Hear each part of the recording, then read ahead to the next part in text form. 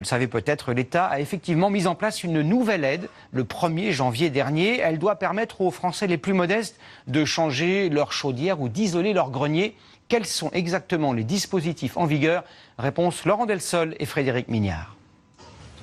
Le jour de Noël, la chaudière de Karen Piaget rend l'âme. Sur Internet, elle découvre la nouvelle aide de l'État Habiter mieux. Un programme simplifié, plus rapide, pour obtenir des subventions de l'Agence nationale pour l'habitat. En 2 semaines, la chaudière est remplacée. Son prix, 5 848 €. Les aides s'élèvent à 2 770 €, soit la moitié de la facture. C'est quelques clics.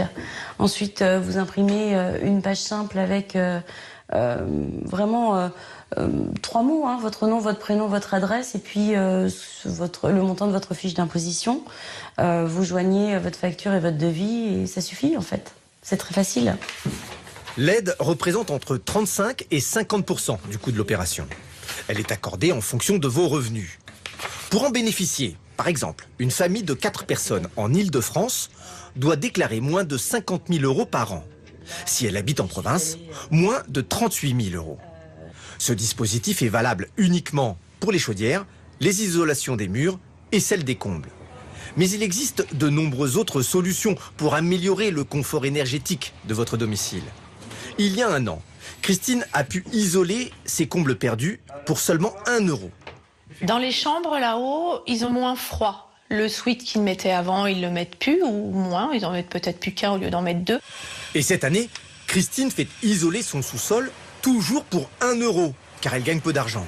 Là encore, le montant de l'aide varie en fonction des revenus. Mais il est ouvert à tous.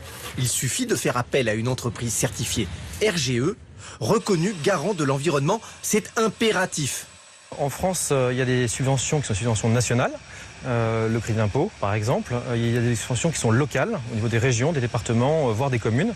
Et donc le mieux, c'est d'aller sur Internet et de faire des simulations. Ces dispositifs d'aide se cumulent pour certains, ce qui permet aujourd'hui pour des ménages très modestes de financer les travaux jusqu'à 80%.